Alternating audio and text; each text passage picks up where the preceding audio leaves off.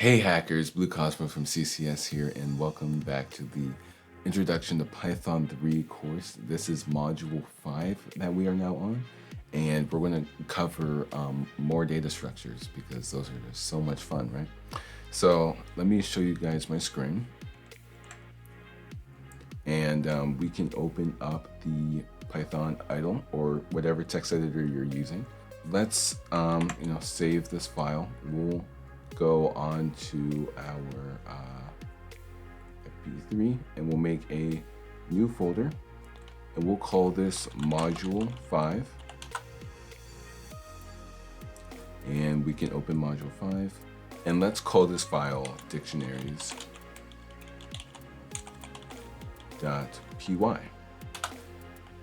Alright, so what is a Python dictionary? Well, it is an array type, right? So do dictionary and we'll say array in array type that can list multiple keys, which are items, and assign each key a value. And this is the definition. All right, so this is a dictionary. Oh, I did not even spell dictionary right. So this is a dictionary. It is an array type that, oh my gosh, I cannot type at all. That can list multiple keys or items and assign each key a value. All right, and this is called, or this value is their definition basically, right? So something about dictionaries is that they are unordered, okay? So you can't list them, you can't index them the same way you can with a list. Dictionaries are standalone, there's no order to it. You can write an order, and if you print it, it will come out in that order, but you won't be able to index it, all right? So how do we initialize a list? So, let me just call this dictionary. So dictionaries are created with curly braces, all right? And the keys are, I'm sorry, I'm losing my mind. So curly braces are used to create dictionaries, all right? And we can put the keys in between these curly braces. So we can say 1. Right? And actually, no, we'll say name. And now we can assign this key a value using a colon. And this value will be Cosmo, because that's my name. Now you can separate each item in the list or each key with commas. So now let's make one called age. And let's assign age a value of 100. And let's do occupation, and we can do security professional. There you go. So name, age, occupation, right? So now we have a dictionary. So this name item has a value, or this name key has a value of Cosmo. This age key has a value of 100. This occupation key has a value of security professional, all right? Now we can assign dictionaries to a variable. So we can do my dictionary or my dict, and we'll call this, and we'll assign it the value of this dictionary, right? Now, again, dictionaries can't be, so dictionaries can be indexed. They're indexed differently. They have no order, but they can be indexed, but it's a little bit different from how you may have been familiar with it, right? So rather than indexing their position, because there are no numbers, or there's no, this isn't the 0th item, this isn't the first item, this isn't the second item, when you're indexing dictionaries,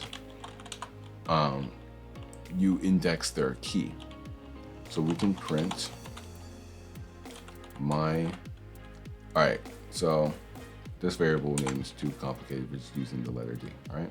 So D is our dictionary, and we indexing the same way how we index lists with the square brackets, but instead we have to put the key that we want to index. So when we run this, it will print Cosmo. We can also have our list our dictionary be printed out. So it will print out, let me make this, there you go. So now it says our name, our occupation, and our, so now we have the dictionary printed out, and we can print out the value, right? So we index the keys, and in return, it will give us this value, all right? So we can actually edit these values, right? So we can actually edit these values, and to do this, let's make our dictionary. So we can do D, and then we can assign the value of name, edit values, and we have to use the assignment operator. And if you remember, the assignment operator is the equal sign, or represented by the equal sign, right? So we can do our D at the index name. We can assign that to Bob. Let's give Bob this name, or let's assign the value of Bob to the name key. All right, and we can do the age, and I keep meaning to turn that stupid my volume off. So the key age, let's give Bob the age of 25, because that's how old we think Bob is. And we can also assign the occupation key, and give that occupation key a value of, let's make Bob a builder, right? He's a builder, all right? And if we print the dictionary now, so it went from saying, the name Cosmo, age 100, occupation security professional. Now it says name Bob, age 25, and his occupation is a builder, all right? So now we have this data structure, or this dictionary data structure, holding the value of this new information for Bob, right?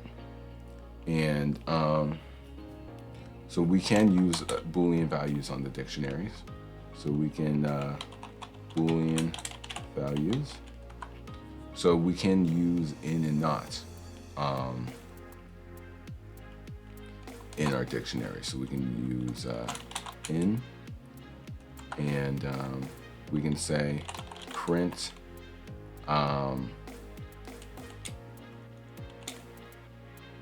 so when we're using Boolean values, they only search for the keys. Searches for keys. All right, so when we're using in, we can see if, let's say if name, print name in D, and then we can try to print Bob in D, right? So let's run this.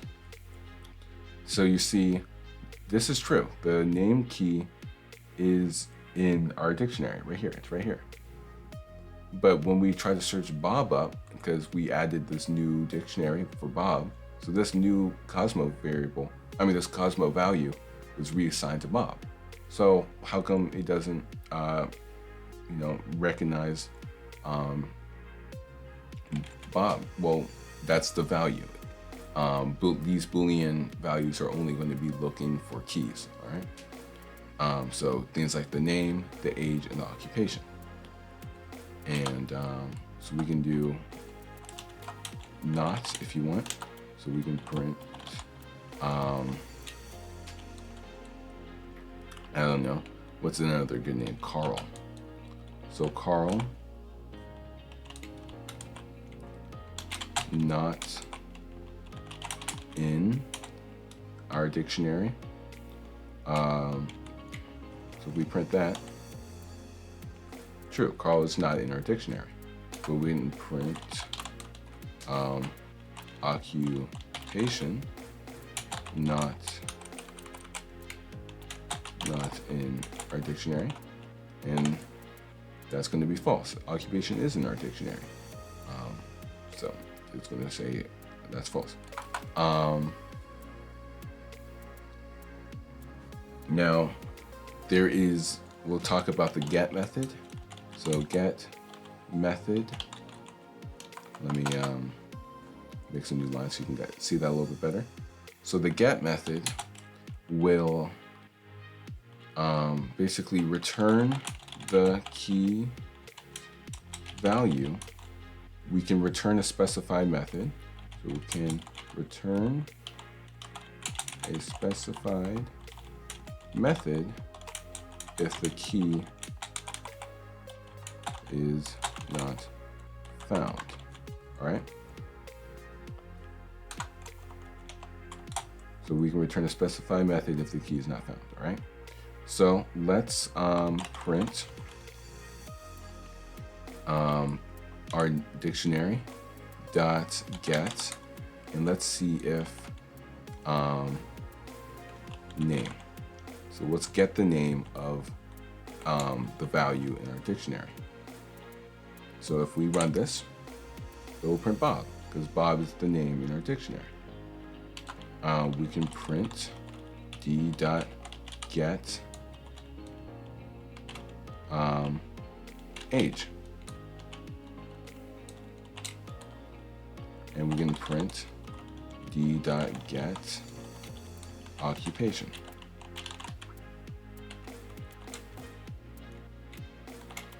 So if we run this, we can see, okay, we have Bob, he's 25, and he's a builder. Cool, and you can assign those to variables if you want to, just to be able to keep them in memory. But we can, again, like I mentioned, so we can return a specified method, not specified method, we can return a specified value if the key is not found, okay? So if we print d.get, and let's say we're trying to get their name, and if we try to get their name, and okay, let's try to get their address, right?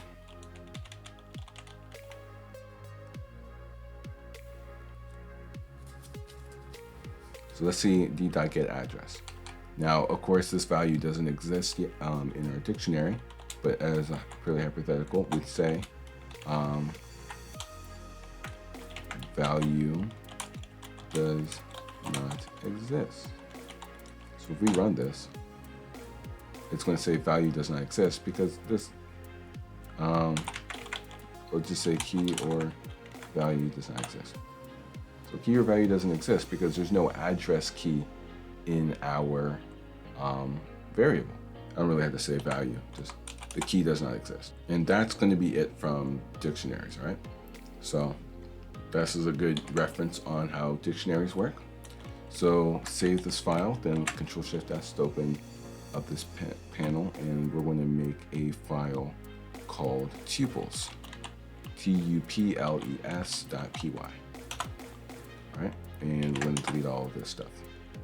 So a tuple is another type of data type, okay?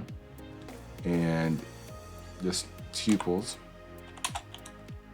are basically lists that can not be edited. All right, so this is called immutable. So a immutable object is something that can't be edited. A mutable object without the im is something that can be edited, all right? So things like variables are mutable, the lists are mutable, dictionaries are mutable, even like strings are mutable. Tuples are immutable because we can't edit it, all right? So the list can't be edited. Because of this, they iterate faster than lists. So if we're iterating through a list to do something, you're better off using a tuple because it will make the process faster. The only thing is that you can't assign values to a tuple because it's immutable. You can't edit it, right? So how do we create a tuple, right? Well, they're created with parentheses, and you can, there's two ways. You can use parentheses, or you can just separate a bunch of values with commas. So we can do 1, 2, 3, 4. So this is our tuple right here. This tuple cannot be edited. We can also do the same thing, 1, 2, 3, 4. These are both tuples, all right? In fact, so we can actually assign these two variables. So we'll call this t equals this, and then we'll call this t2 equals this. So we can, just to differentiate them, I'm gonna give this 5, 6, 7, 8, and I'm gonna print t, and I'm gonna print t2. So if we run this, both of these are tuples, right? When it prints it out, it will kind of put these in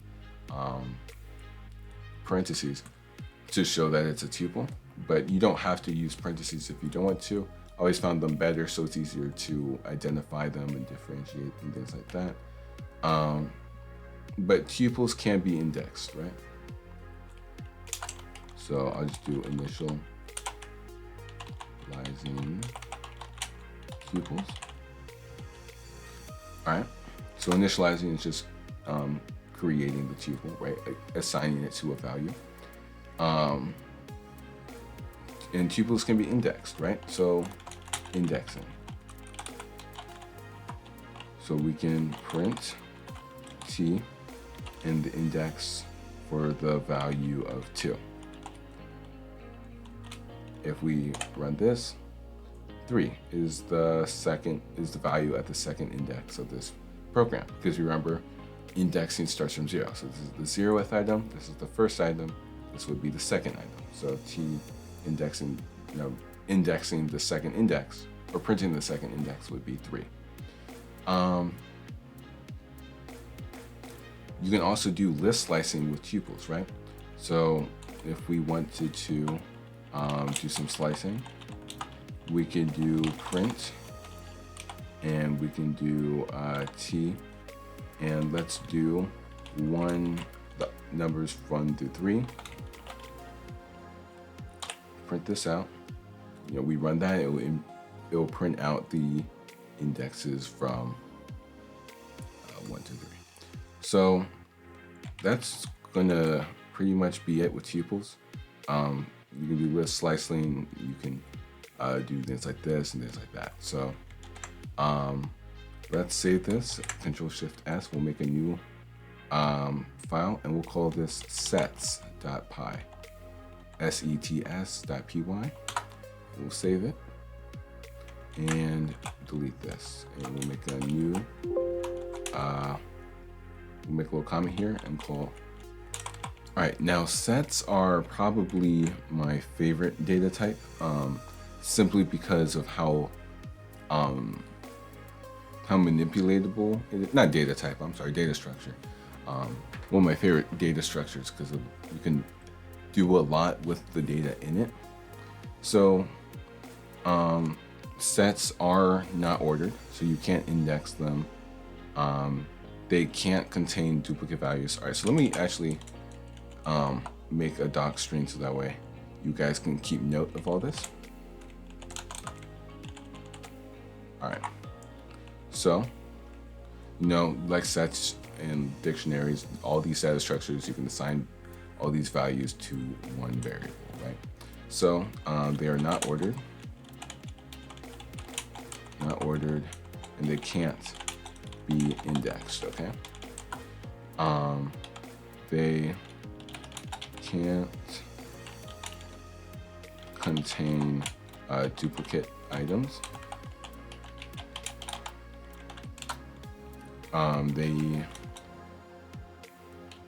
They can use most of the list methods.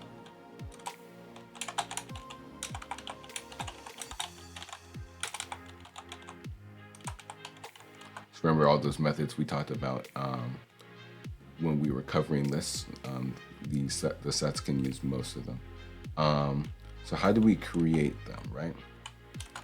So we create them using curly braces. You're like, well, we created dictionaries with curly braces. How can you separate the difference between them? Well, first of all, you're not assigning each key a value, right? Because there's no keys in sets. There's just items, right?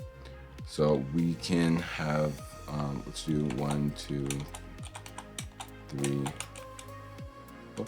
3, 4, 5. So this is a set. And if you need a dictionary to compare it for whatever reason, you can do like 3, 5, that type of thing with the dictionary, right? So you can assign all of these different values and stuff.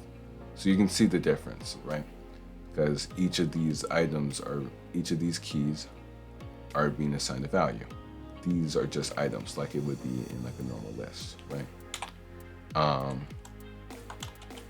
So initializing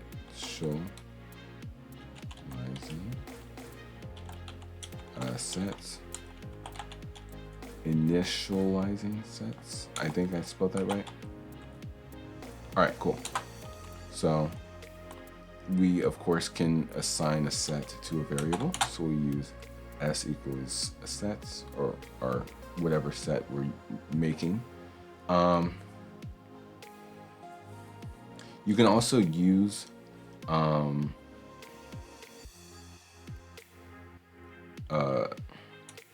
so we can also use a function to make a set, right?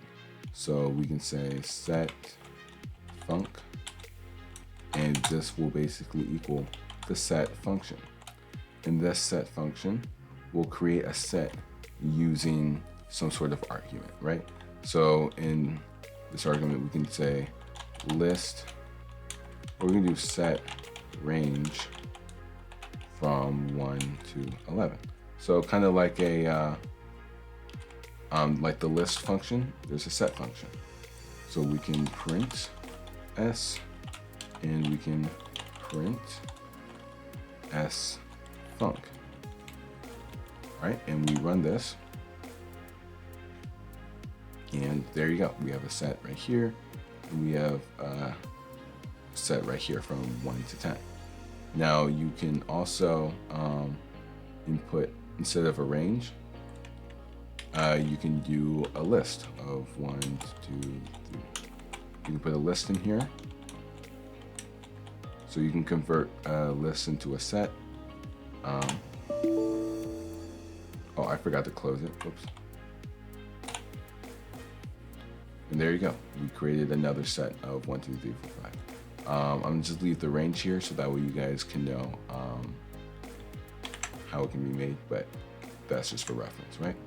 So now again, we can use Boolean operators.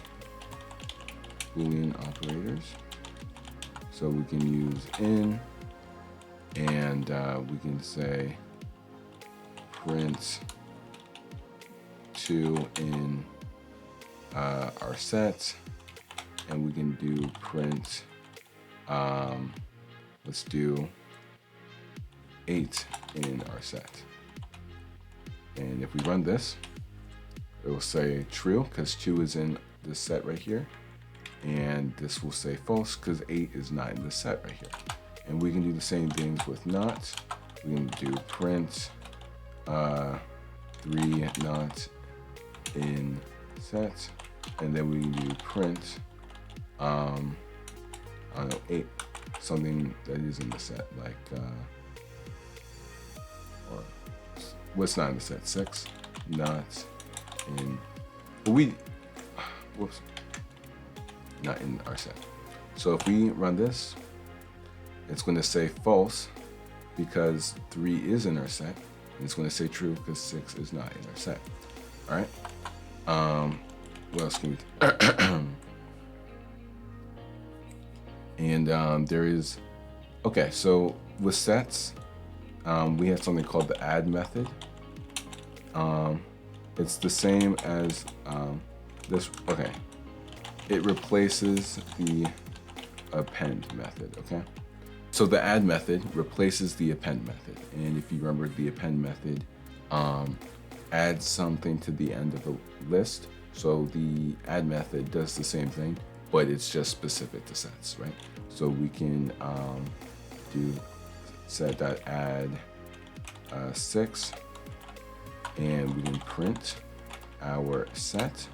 And if we run it, you can see that we added the number 6 to our set, right?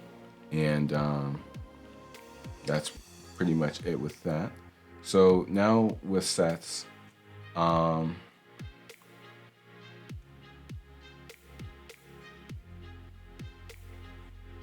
okay, let's talk about the set operators, right?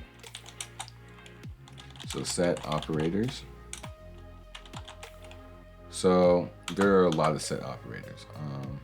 And this is the reason why a lot of people use sets, or why the set even exists, is because we can, actually, you know what? I'm gonna make a new file for this because it's gonna get moderately complex. So let me delete all that, save this, and Control-Shift-S. All right, we're gonna make a file called set operators. And we'll delete all this. All right, so we made a new file. So let's have our set operators right here. And let's make some sets. So we'll have set 1. I'll call this actually S1. And it will be equal to a set. We'll do 0, 2, 4, 6, 8, and 9. And in our second set, we'll have the values of 2, whoops. We'll have the values of 2, 3, 5, 7, 9, and 6. All right. It doesn't really matter what numbers you choose. I'm just doing this to help explain all of the operators, right? So if we want to, we can print S1, and we can print S2. Cool. So let's talk about the first operator, called the union operator. Union operator. What the union operator does is it combines two sets into one. All right, but so it combines two sets into one, but with no duplicate items. So what the union operator does is it combines two sets into one, but without any duplicate items, right? So the actual union operator is the pipe. And the pipe is that little straight bar over your backslash in case you have trouble finding it. And this union operator will allow us to do, just that. So we can print S1 pipe S2. And if we run this, So you can see we have our first set from 0, 2, 4, 6, 8, 9, and 2, 3, 5, 6, 7, 9. Now this combined both sets, but it got rid of the duplicate values because we have 2 9s here, we have 2 6s here, we have 2 2s here. So it just got rid of all the duplicate values and made one set of values that from both sets, right? So now we have the next operator, and this is called the intersection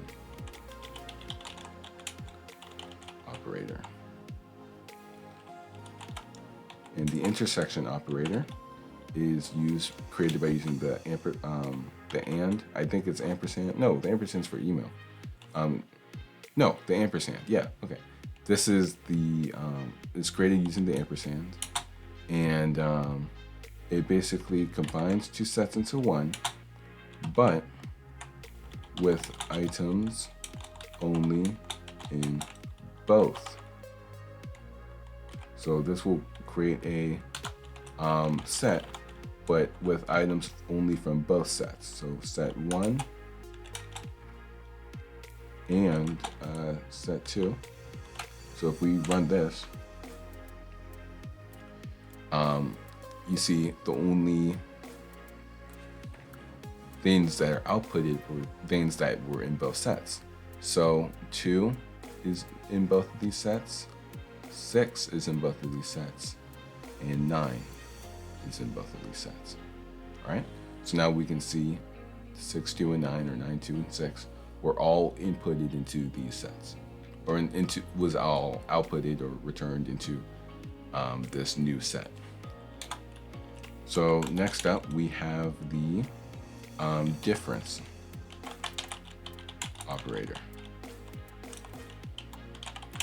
And what the difference operator does is that it, first of all, it's created using the minus, and it combines two sets into one. Two sets into one. Sets into one. There you go. So it combines two sets into one, but the only differentiating factor is that it will do so with items in the first item, within the first set. The first set, and not in the other. Well, items in the first set, but not the second. But not in the other. That's better. So it combines two sets into one with items in the first set, but not in the other. All right. So if we print S1 minus S2, and we can print S2 minus S1, just so you can see the difference between them. Let me actually print out print union /n, and just so we can identify these a little bit easier. So we're gonna do print, and we'll call this intersect and \n, and we'll make our one for the difference. Call this difference.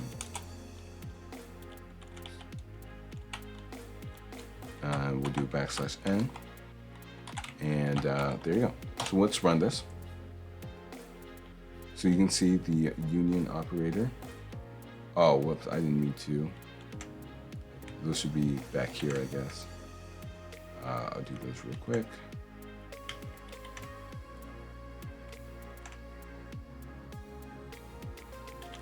All right, there you go. So the union operator right here, intersect and difference. All right, so basically this, the difference operator, like I said, it combines two sets into one set, but with only items in the first set and not the other. So you can see the items 0, 8, and 4.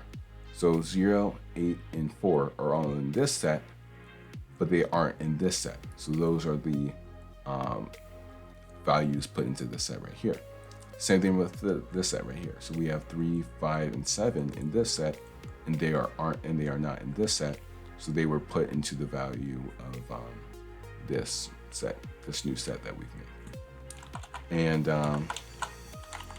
so the last operator we're going to be talking about is the symmetric operator. Symmetric operator.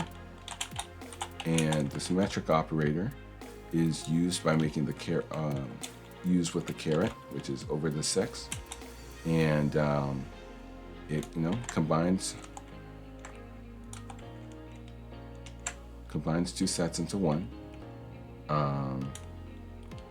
but with items in either set. So we're going to print, we have a \n and then some metric, and then we will print S1 caret S2. And let's run this. So we can see this symmetric operator got items in either set, but not in both. Right? So we know that 9, 2, and 6 are the items in both sets. So it just took out items, items that were in both. So it would just be 0, 3, 4, 5, 7, and 8. And those are actually it for the operators. So now we can actually get into the next section, which is iterable unpacking. Iterable unpack.py is what we'll name the file. And we can delete all this, save this. And all right, so for the next topic, we're talking about iterable unpacking. So basically, iterable unpacking is basically the ability or the process to assign each item in a data structure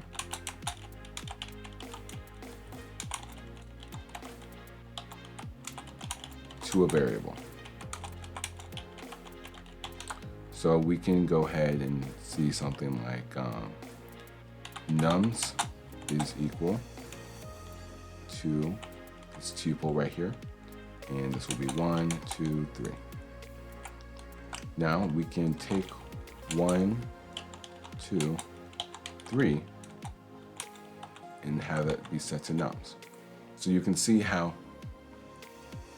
we have this variable nums, right? And it's a tuple of 1, 2, and 3.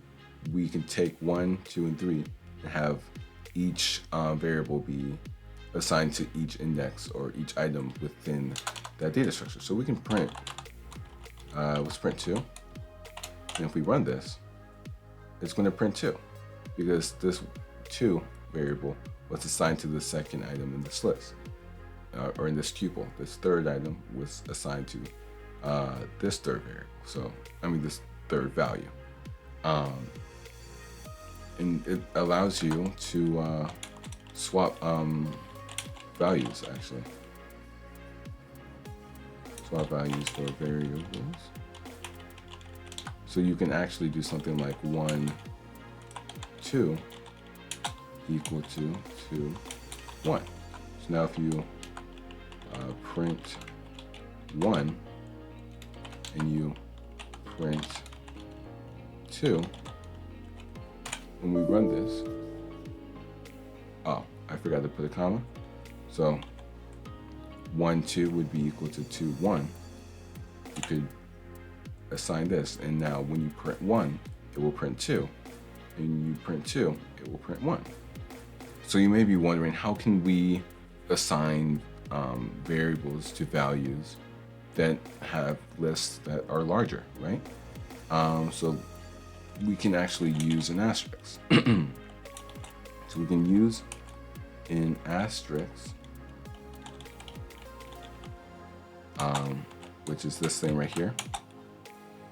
And this will allow us to use an asterisk before a variable. And it will assign, it will assign itself to the remaining values. So let's say we have lowest number, we have the other numbers, and we have the highest number. We can have this list.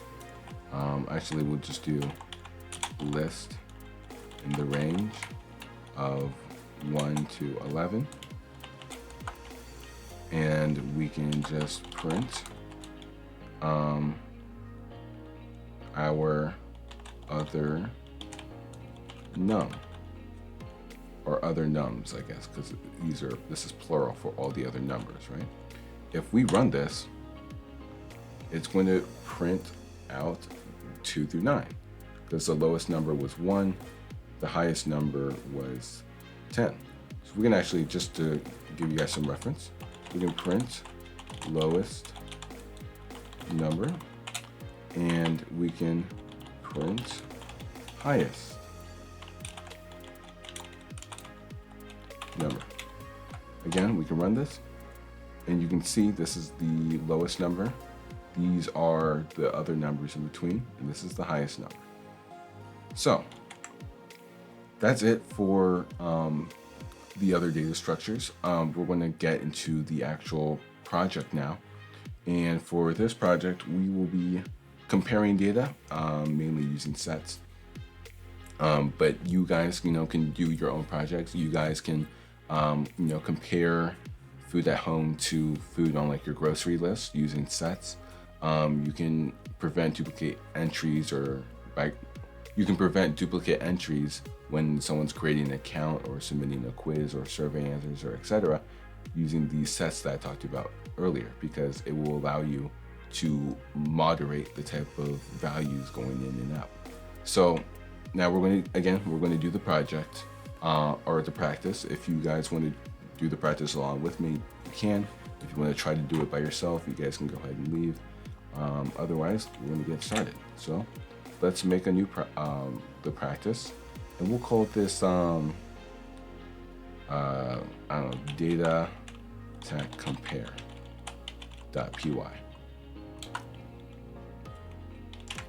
All right, so we can say we're going to compare data of different animals and their domains. All right, so this is created by Cosmo. You guys can put your name here, of course. And we are going to have different sets of animals that can live on land and sea, respectively. All right, so let's say can live on land, and this will be equal to our set. We'll have wolves, we'll have alligators, they can live on land, or alligator, they can live on land, and we can have deer, right? Deers live on land. Now let's do can live in sea, and this will be a set of animals that can live in the sea. So like fish, right? Okay, I guess not sea. We'll do like water. So can live in water. We have fish. We have alligators. Actually, we'll have dolphin first. Dolphin, and then we'll put the alligator. So alligator. Right. So we can create terrestrial specific sets for the creature types, right? So let's say land creatures, right? So land creatures, those are animals that can live on land, minus the ones that can live in water, right?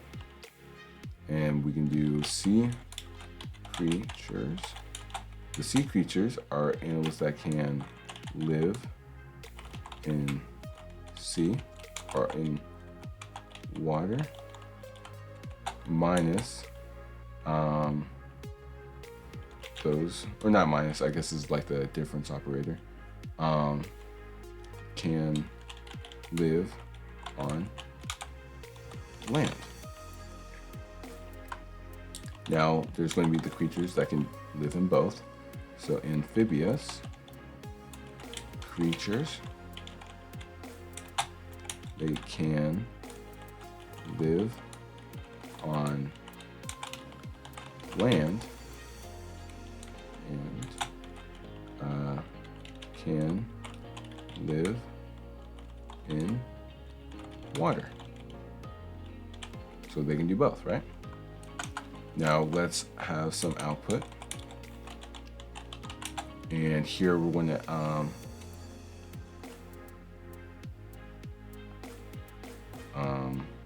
we'll output the creature types. So we'll print an F string, and in this F string we will say creatures that live on land, and then in here we can have we can make a new line, and we can just do land creatures. Then we can print an F string, and we can do creatures that creatures that live in water, and that will be on a colon new line, and then we can say the sea creatures, right? And we can print our F string, and we can say creatures that live in both. And this will be on a new line, and we can print our I spelled amphibious wrong. No, I didn't. Amphibious. No, that's right. Amphibious creatures. And that's it. So let's print it, run this. Can live in water is not defined.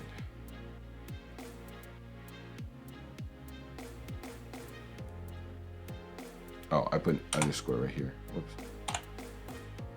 There you go. So, creatures that live on water, or creatures that live on land, we have wolves and deer.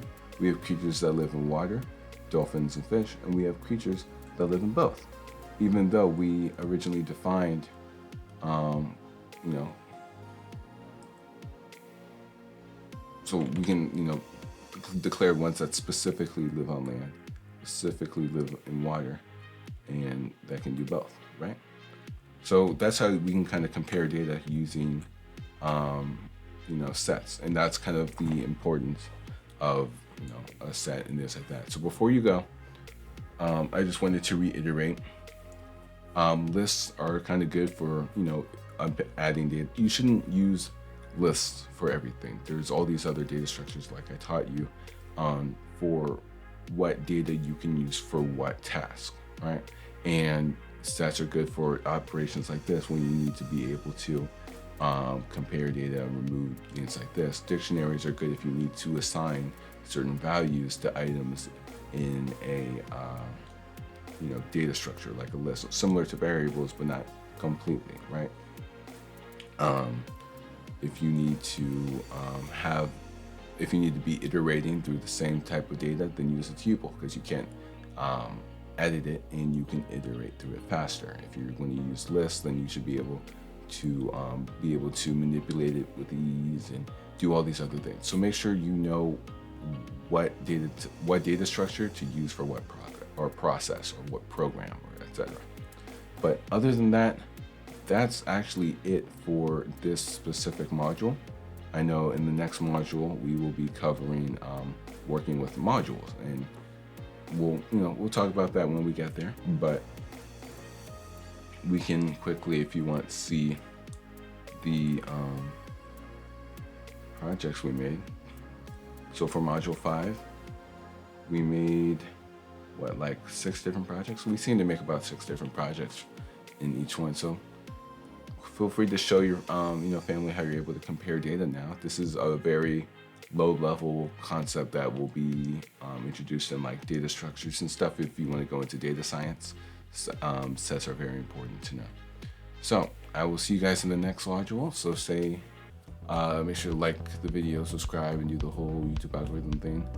And I will see you guys in the next one. So stay happy, stay positive, and as always, happy hacking.